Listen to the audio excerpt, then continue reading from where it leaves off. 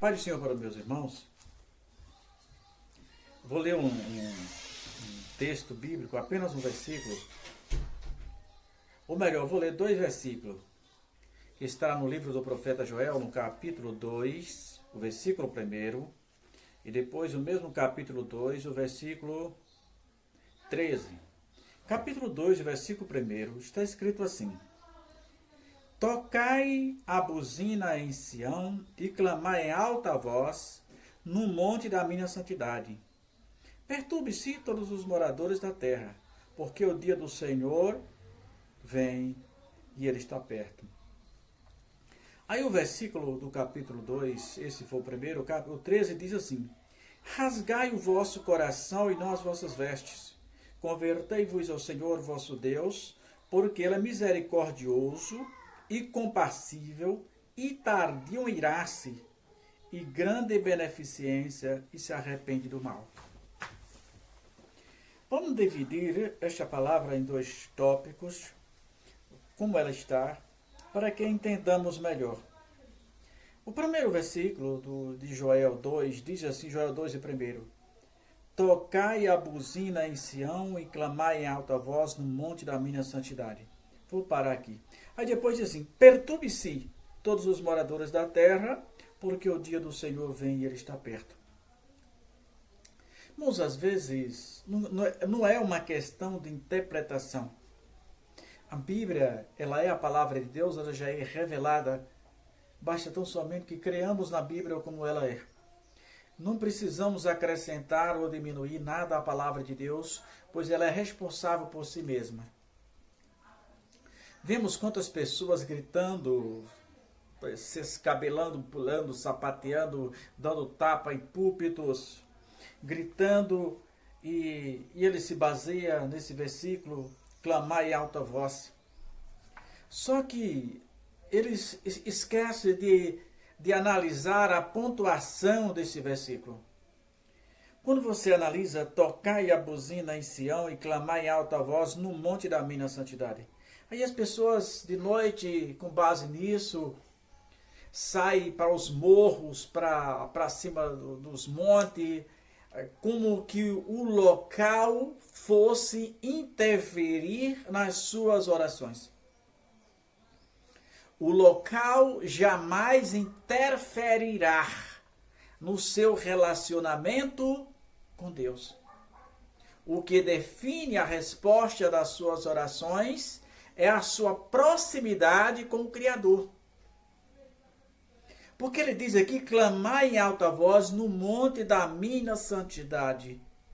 Você observa que é uma figura alegórica, observe que é uma figura de linguagem. Ele está mostrando, clamai em alta voz no monte da minha santidade. Isso é, eu quero mais santidade, santidade e santidade. E ele não manda ninguém perturbar ninguém. Ele diz, perturbe-se os moradores da terra, porque o dia do Senhor vem e ele está perto. O que Jesus está mostrando aqui, que você deve ser santo, santo e continuar sendo santo. E que no dia, o dia que o Senhor cobrará das pessoas os seus atos e as suas ações, será terrível para ela, porque ele diz, perturbe-se todos os moradores da terra, porque o dia do Senhor vem e ele está perto. Que as pessoas não estão preparadas para isso. Então, em um momento, Jesus mandou você clamar ou determinar que a altura da voz interfere no seu relacionamento com Deus. Até porque Jesus nos deu uma lição linda, maravilhosa.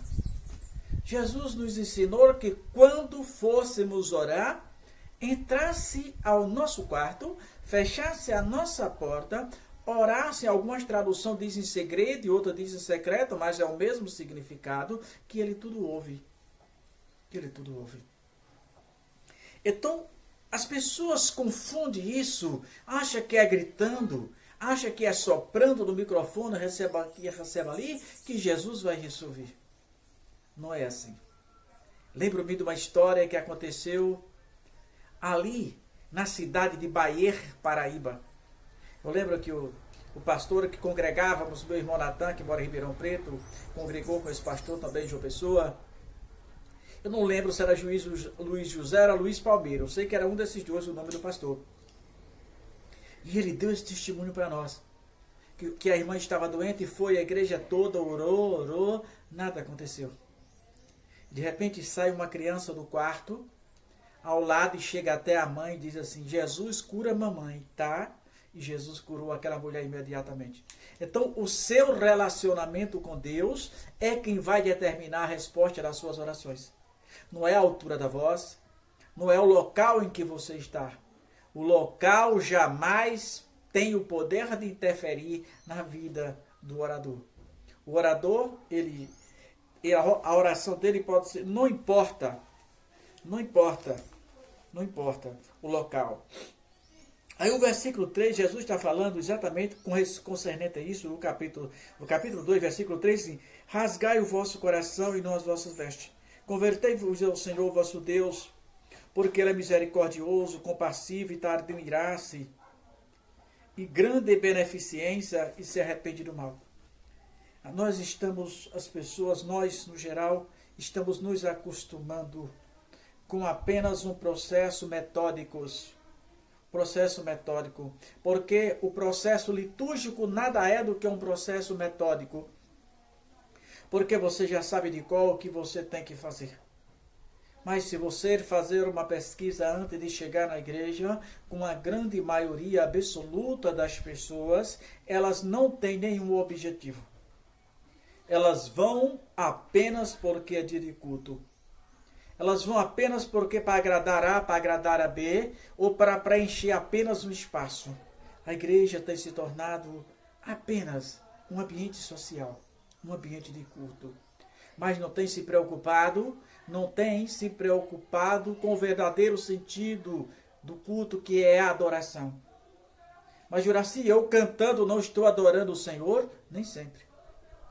Eu pregando não estou adorando o Senhor? Nem sempre. O adorar, eu já falei isso uma dezena de vezes.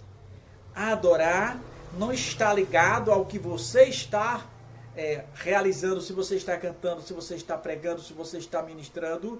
Tudo isso é uma ação sua. Adorar é um estado.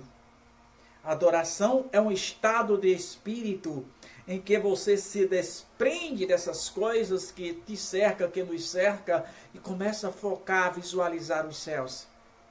Né? Eu sempre digo que as pessoas falam muito da Igreja Universal, mas tinha uma coisa que eu acho bonito lá, é uma adoração. Se você observar quando a câmera passa, tem ali milhares de pessoas de olhos fechados, levantando os braços para cima e glorificando ao Senhor. Aquilo é adoração. A pessoa não está nem preocupada se tem alguém ao seu lado, se está à direita, se está à esquerda. Tem pessoas chorando de braços, glorificando ao Deus, clamando ao Senhor. Isso é adoração. Adoração é o estado de espírito que não se aprende, mas você consegue buscando diante de Deus.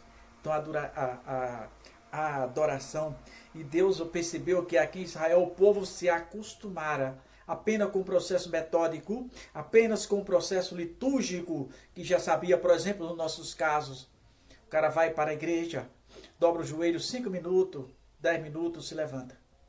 Depois, ele canta 2 hinos da harpa. Depois dá algumas oportunidades às pessoas que estão ali. E depois lê-se a palavra, encerra, faz-se um apelo, encerra o culto. O que é isso? Um processo metódico. O que é isso? Um processo litúrgico. Que deve ser feito assim? Deve. Mas isso não significa que as pessoas estão adorando a Deus. Eu já disse muitas vezes e vou repetir. Não existe em nenhuma igreja um culto coletivo. Todos estão cultuando a Deus. Não, o culto torna-se coletivo. Ele não é coletivo. Ele torna-se coletivo quando várias pessoas começam a adorar a Deus na espírito e verdade. Você observa que a resposta de Jesus para aquela mulher lá no tanque de Jacó. Ele diz: a hora vem e agora é a hora em que os verdadeiros adoradores adorarão o Pai em espírito e em verdade. Jesus diz para aquela mulher que Jerusalém não era importante. Jesus disse para aquela mulher samaritana que Samaria não era o importante, mas que o importante era você. Era você. Então, o estado de espírito que ele disse que os verdadeiros adoradores adorariam o Pai em espírito é verdade. Então, o lugar não interfere na vida do adorador. Então, lembre-se.